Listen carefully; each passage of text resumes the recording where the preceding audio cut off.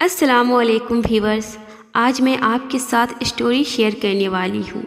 وہ ہماری ایک بہن عائشہ کی ہے۔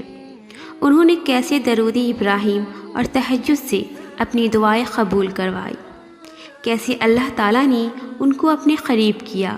آئیے چلتے ہیں اسٹوری کی جانب۔ السلام علیکم آپی، میرا نام عائشہ ہے۔ میں اپنے کالج ٹائم سے ہی اپنی کزن کو بہت پسند کیا کرتی تھی۔ وہ بھی مجھ سے بہت محبت کرتی تھی اور ان کے گھر والوں کو بھی میں بہت پسند تھی، لیکن میرے گھر والے اس رشتے کے سخت خلاف تھے۔ ماشاء اللہ سے میں بہت اچھی فیملی سے تعلق رکھتی ہوں۔ میرے بابا ڈاکٹر ہیں اور ماشاء اللہ میرے بڑے بھائی بھی ڈاکٹر بن گئے ہیں، اور اب میرے بھائی بابا کے ساتھ ہاسپٹل میں رہتی ہیں، اور میری بھابھی بھی ڈاکٹر ہے، اور میں خود بھی PhD اسکالر ہوں الحمدللہ۔ اور اسی لیے میرے گھر والے، اسپیشلی میرے بابا اور میرے بھائی، یہ چاہتے تھے کہ میرا رشتہ ایک پڑھی لکھی فیملی میں ہو۔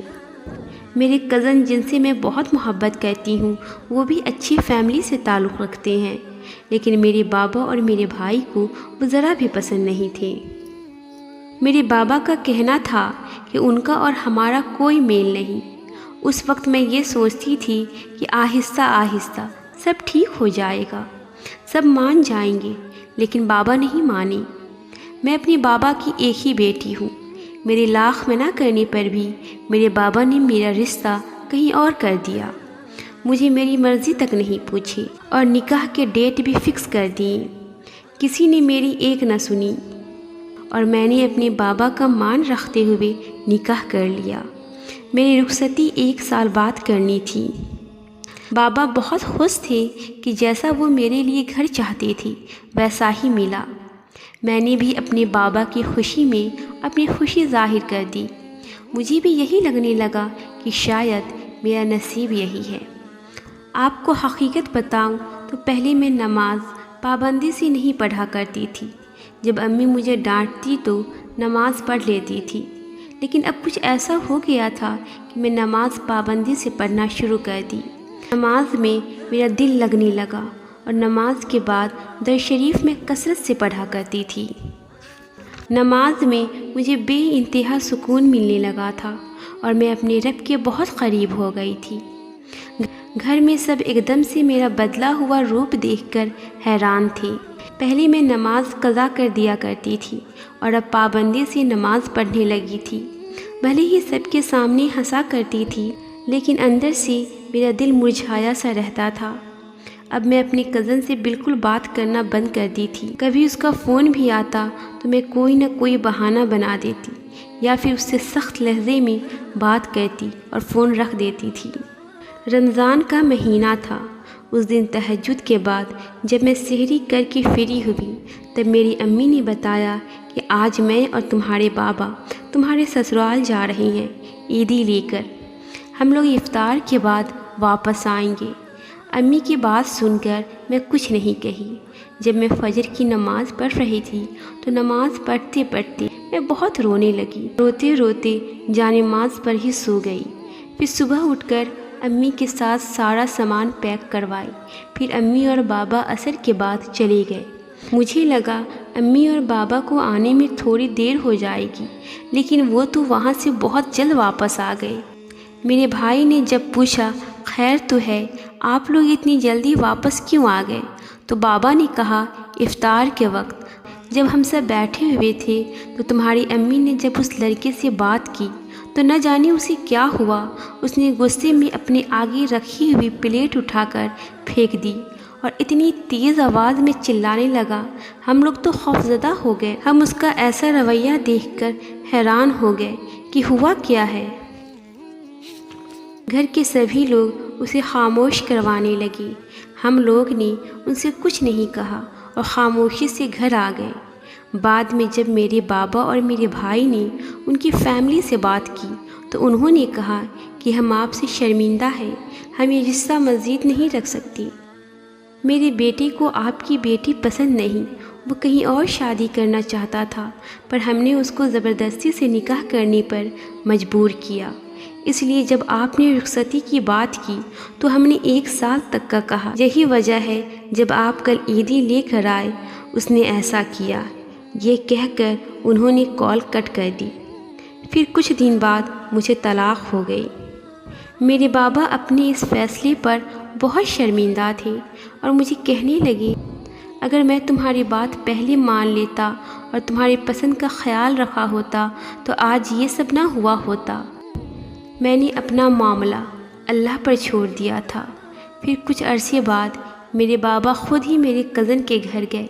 ایسا ہی ان کے فیملی کا بھی ہماری طرف آنا جانا شروع ہو گیا تھا، اور پھر میرے کزن جن سے میں محبت کرتی تھی اس نے میرے لیے رشتہ بھیجا تو میری فیملی مان گئی۔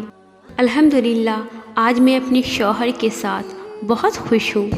اللہ نے میری دعا قبول کر لی، مجھے اپنے راستے پر لگا کر، میرے دل میں اپنی محبت ڈال کر مجھے میری محبت سے ملوا دیا۔ تہجد اور درود شریف نے میری زندگی بدل کر رکھ دی۔ تہجد میں مانگی گئی دعا ضرور قبول ہوتی ہے۔ جب میں نے آپ کی تہجد اسٹوری سنی تو میں بھی آپ سے اپنی اسٹوری شیئر کی ہوں۔ آپ سبھی سے میری ایک ریکویسٹ ہے، اگر آپ زندگی میں کچھ پانا چاہتی ہیں تو تہجد پڑھیے، نماز کی پابندی کیجیے اور درود شریف کثرت سے پڑھیے۔ اللہ آپ کی ساری دعائیں کو قبول کرے گا انشاءاللہ۔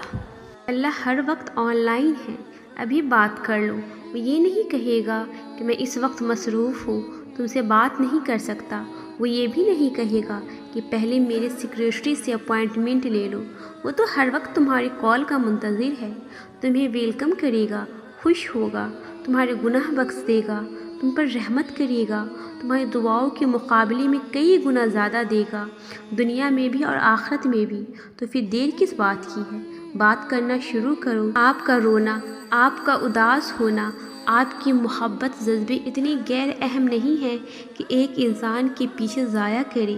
مانا کہ یہ تکلیف برداشت کرنا مشکل ہوتی ہے، مگر وقت گزرتے ساتھ کم ہوتے ہوتے ختم ہو جاتی ہے۔ شرط یہ ہے کہ سوچوں پر قابو ہو۔ آپ کی شخصیت کوئی گری پڑی شے نہیں ہے۔ کوئی آپ کو چھوڑے، بھول جائے، پھر بھی اس کے پیچھے پیچھے لپکے۔ آپ اتنے جذبوں کو پہلے اہمیت دیں، تبھی کوئی دوسرا آپ کو دے گا۔ لیکن ایسے کمزور بنیں گے تو روتے رہیں گے، پیچھے رہ جائیں گے، بے قدرے ہو جائیں گے۔ اس لیے اٹھیں، مسکرائیے اور خود کو بدلنے کی کوشش کریں تاکہ کچھ لوگوں کے پچھتاوے کے مستقل مرض میں مبتلا کر سکیں۔ زندگی انمول ہے، اور خاص طور پر آپ اور آپ کی عزت نفس۔ انسان کی فطرت ہے کہ اس کا دل بھر جاتا ہے، لوگ اس کے دل سے اتر جاتے ہیں یا پھر دل سے نکال دیے جاتے ہیں۔